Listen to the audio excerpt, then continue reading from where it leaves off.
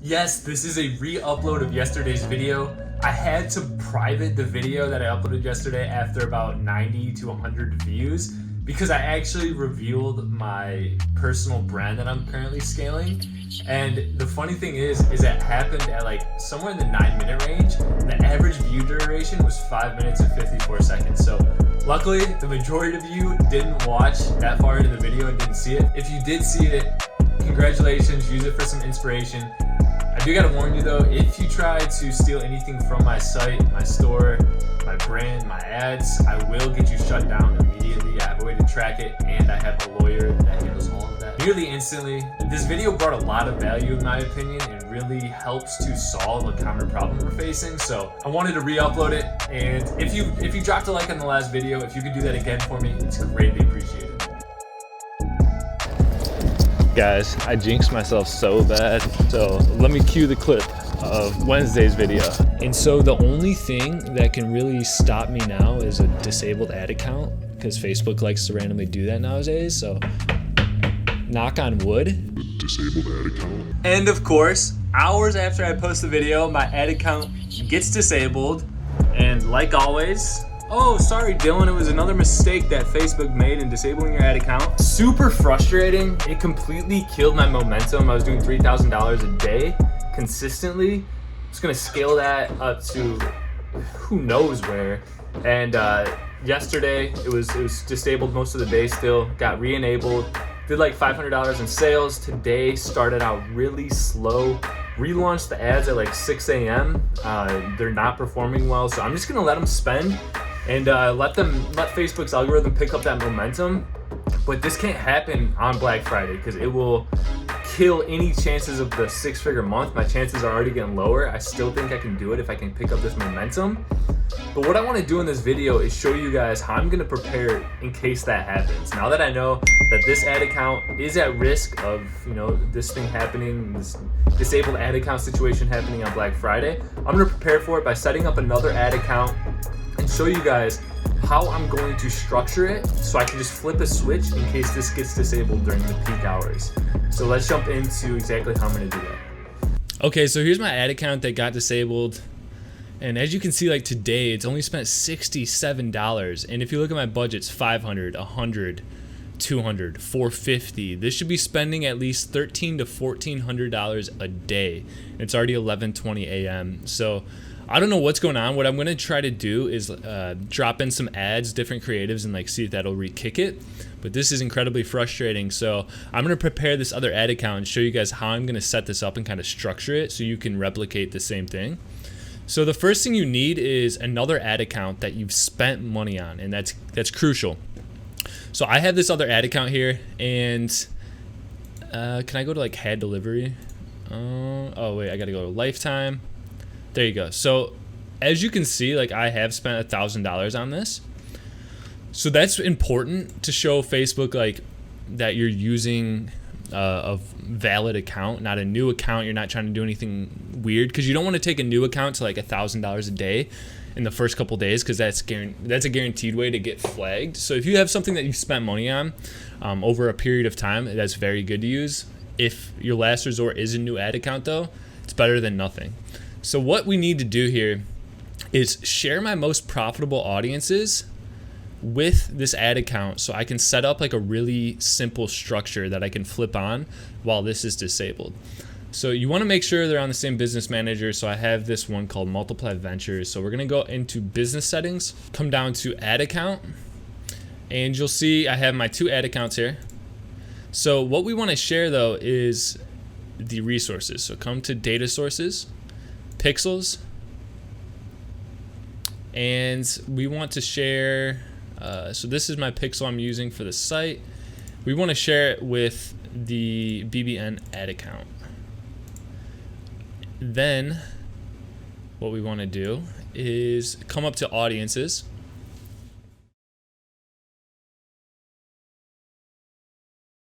select your normal account. And what I want to find out though is what my profitable audiences are. So I'm gonna go to lifetime. And remember, this is just like a temporary solution while the other account is disabled. So you don't need to go overboard with ensuring like everything is where it should be. So I'm going to show you what I do to simplify that structure. So what I do is I take my best ad accounts, and let me open up my notes so I can do this correctly.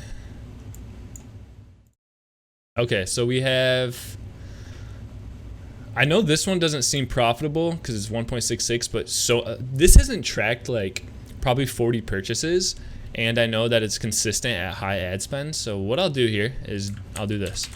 I'm just gonna literally copy and paste the names. And as you can see, I sorted by purchases, not return on ad spend, because the more purchases it has, if I'm still running it, I know it's a consistent, reliable audience. And that's what I'm focused on here. So I want consistent ones that can drive revenue while this ad account is disabled. So that's retargeting.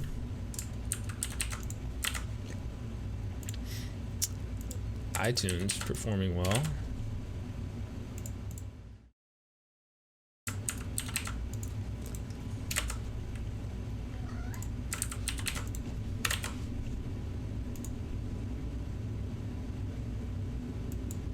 And this is retargeting.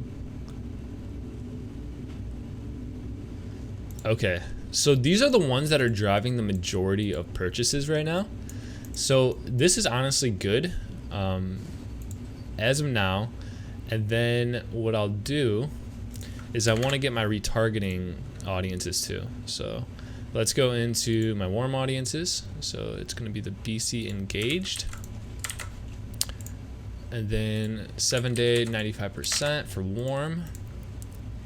And then hot audiences, we've got the view contents, because my initiate checkouts and added carts for smaller audiences, pretty small. So view content excluding like all of these other ones, which captures the initiate checkout and added cart audiences also. Okay, so here we go. So these are the ones that are really driving the core revenue of my business.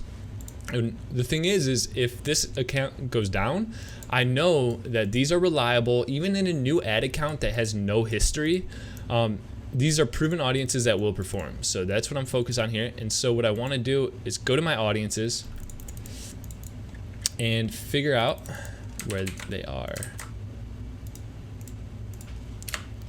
So I'll search it, hit share, and then share it with the BBN. There's that one. So I'll erase that from here.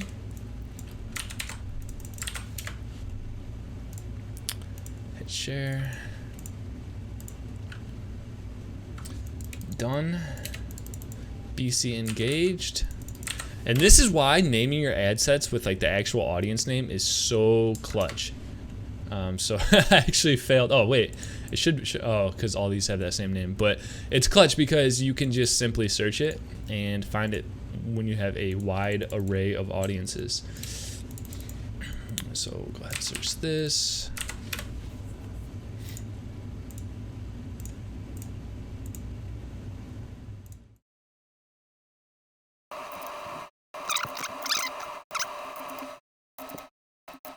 Cool, so we have everything shared.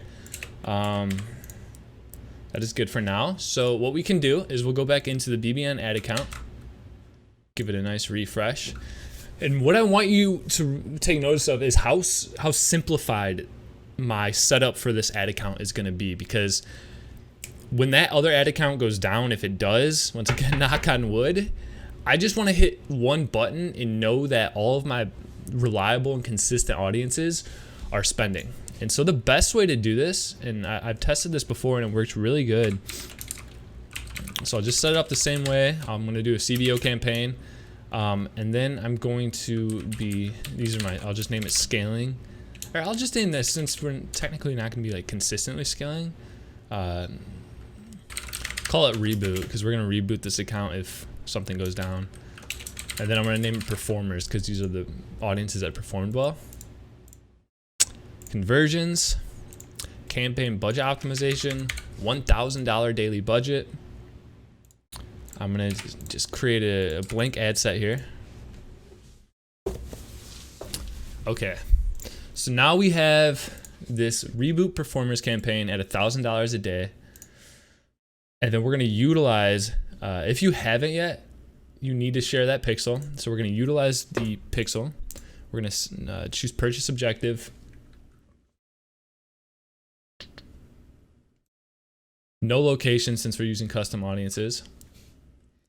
And we'll just go in order. So make sure you name them with the actual audience names to keep track of it easier. And then what you need to do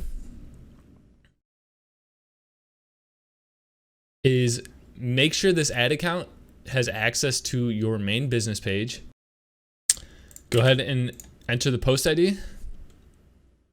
Make sure to keep the same naming convention as your other ad account too. Just make sure everything's consistent from ad account so you can track it accordingly. And I had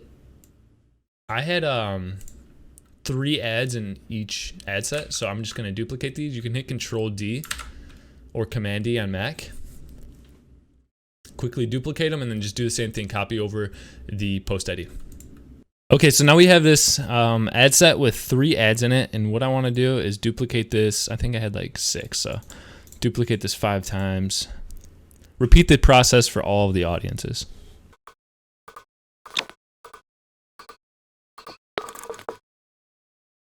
Now what I'm going to do is set up my retargeting campaign, and once again, I'm going to simplify this tremendously.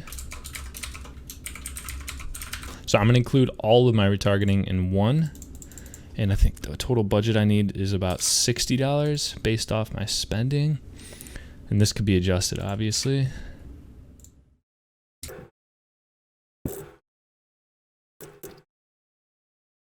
And then I'm going to do the same thing. I'm going to copy in my retargeting ads. I'm going to duplicate this 2 times for my other retargeting audiences.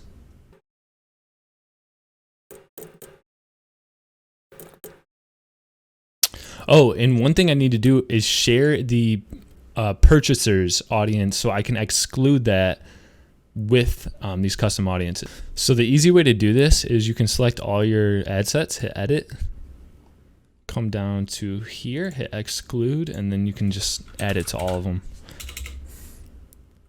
All right, there we go. So we got 180 days purchased. And then also, so one thing I forgot to do in the 7-day 95%, we want to exclude the view contents, initiate checkouts, and edit carts and purchases. And then same with engaged, because we don't want to have the people that actually came to the website in the warm audiences. Okay, cool. So our retargeting campaign's set up. And then one thing I need to do, I forgot to do this, is come to my actual high spending campaign and come down to audiences. And this is what I do for cold traffic, is I actually exclude obviously people that purchased. Oh, where's it at? 180 purchasers. And then I also exclude like the view contents. So that way they're in my retargeting campaigns for 7 days, and if they don't complete an action in the 7 days, I'll drop back into these cold audiences. And then I also need to change to one day click. That's my preference at this price point. Okay, cool. So literally, I now have a backup ad account that I can literally just, I'll leave these turned off, and if something gets deactivated or just goes wrong with that other one, I can flip these on and know I have my best audiences with my retargeting marketing funnel set up, launched in a moment's notice. So this is how I'm going to prepare for any issues with this ad account. And I hope that helped you guys out. You don't need to overthink the whole process of creating a backup ad account. Seriously, make it as simple as possible, because your goal is to not fully miss out on the opportunities while you're waiting for your other ad account to get reapproved. And by doing this, taking your best ones, putting them in a CBO campaign with a high budget, You're going to drive sales as long as you know that they're solidified audiences and you have a solidified funnel with your your remarketing, and then you just set up your retargeting and you're good to go. So I'll just turn these on next time that happens and pick up where it left off. So I hope this helped you guys out. If you haven't yet, make sure to subscribe, hit the like button, do all that fun stuff, and then join up on the Facebook group. Link is in the description of the video. Thank you guys so much for watching. I'll see you in the next one. Dylan out.